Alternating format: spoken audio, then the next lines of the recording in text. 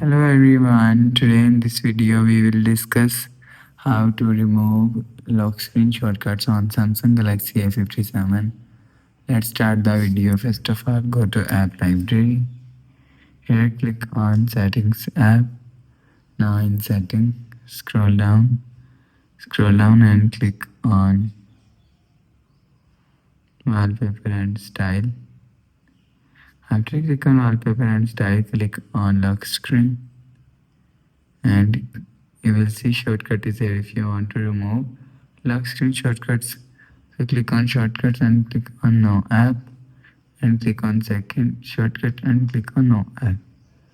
After click on no app, click on done.